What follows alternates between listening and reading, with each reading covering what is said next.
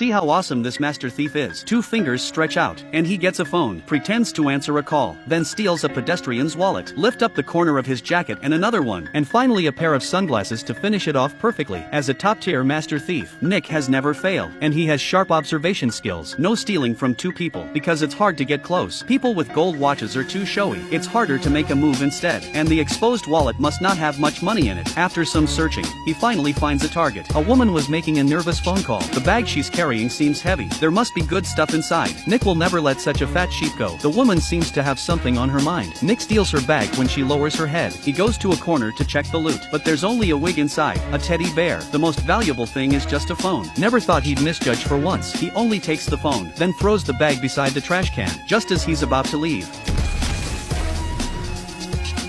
Nick is left dazed by the explosion. It took him a while to get up, looking at the mess around, and the trash can that had been blown up. He realizes there's something wrong with that bag. Afraid of arouse people's suspicion, he turns around and runs. This incident soon makes the news, and a threatening video appears online. The masked man says, "This is just the first attack. He will blow up the whole Paris in 2 days." The security chief holds a press conference immediately. He promises to solve the case within 2 days. At the same time, the police find it's Nick who dropped the bag through surveillance, so they send Officer Kevin to arrest him. When Nick sees the news that he's wanted on TV, he hurries to pack his things and prepare to run away. But just as he's about to go downstairs, he sees Kevin has already come. He has to escape through the attic. Unexpectedly, his foot slips, right where Kevin at the stairwell spots him. Nick stands up and runs. The two chase fiercely on the rooftop. Seeing there's no way forward, Nick opens the skylight, sneaks into the house again, flees down along the stairs, finally gets rid of Kevin behind him. He takes a piece of clothing casually, then puts on sunglasses again. Seeing a motorcycle nearby, Nick gets an idea again. He deliberately bumps into the owner and steals the keys, puts on the helmet, prepares to slip away, but he hasn't driven far.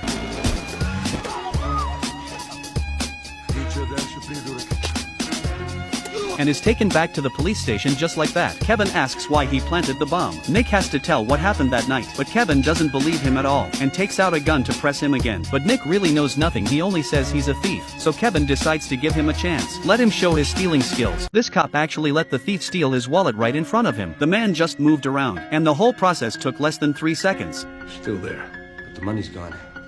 Kevin took out his wallet to check, and realized that the money was really gone. Only then did he believe Nick was a thief. It seemed he was indeed unrelated to the bombing, but Nick wanted to completely clear his suspicion. He had to find the owner of the handbag. Luckily, he had taken the woman's phone earlier, and at that time, someone named Lassie called, so Kevin handed the phone to his colleague to crack. Soon they learned Lassie worked at a bar. The two rushed over right away, and parked the car in front of the bar. Before long, Lassie showed up as expected. The woman was likely hiding at his home. Kevin was worried that asking in person would alert him, so he gave this task to Nick. Nick entered the bar pretending to be a customer. Then he casually picked up a newspaper, and under the cover of the newspaper, he put the phone on the table into the waiter's pocket. The bald guy found his phone was missing. He quickly told his partner to call his own phone. Hearing the ringtone coming from the waiter, the bald guy immediately went over to argue. Nick took the chance to push the wine glass aside. When Lassie lifted the tabletop, the wine spilled all over the female customer's legs. Lassie hurried to apologize when he saw this. Nick quietly took the chance to steal the wallet from his pocket. Based on the address on the driver's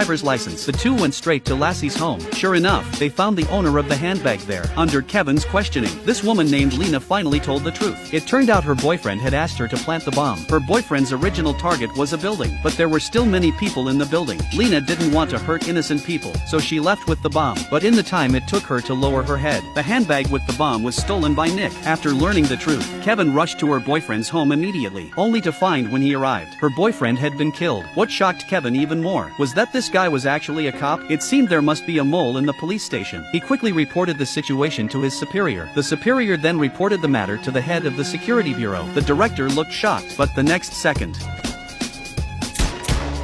it turned out the director was the mastermind behind it all. Then he made a call. The person answering the call was exactly the mastermind of the bombing. His other identity was the captain of the SWAT team, and the reason they did all this was to arouse public dissatisfaction. The director also deliberately sent someone to post comments online, guiding the public to protest at a designated location. This location was the Federal Reserve Bank. This way, the director could use protecting the bank as an excuse to let his men enter the vault openly, thus stealing the funds inside. A group of fully armed SWAT officers entered the bank. They used used protecting the bank as an excuse to evacuate all staff members. Then they went to the control room, turned off the monitoring and alarm systems. Next, the captain led his team straight to the vault. It turned out they intended to steal while on duty, but the captain wasn't interested in the gold bars because gold bars were too heavy and hard to transport. Electronic money was their real target. With just a USB drive, 500 million euros could be easily obtained. On the other side, Kevin learned of his superior's death from a colleague, and the last person the superior met before death was the head of the security bureau, so he suspected the director was the mastermind. He asked Nick and Lena to stay in the car and sneaked into the bank alone, but he was discovered by the SWAT team. A fierce gunfight broke out immediately between the two sides, though Kevin was extremely brave, but there were too many of them. Fortunately, Nick and Lena led the crowd to break through the police line. Seeing so many people rushing in together, the SWAT officers didn't dare to shoot casually, but when Kevin reached the vault, the captain had already finished the transfer and left. He quickly told Nick outside about the situation. Nick immediately understood. He put on a mask and crashed into the captain. By the time the captain reacted, the USB drive had been stolen. Furious, he pulled off the masks one by one, but unexpectedly found Lena. He held Lena hostage to force Nick to show up. Nick had no choice but to step forward, and he was holding the USB drive in his hand. At this moment, the director ordered to kill the captain. It turned out he was afraid the captain would confess him if arrested. Just as the captain was about to kill Nick, Kevin appeared in time and took the bullet for him.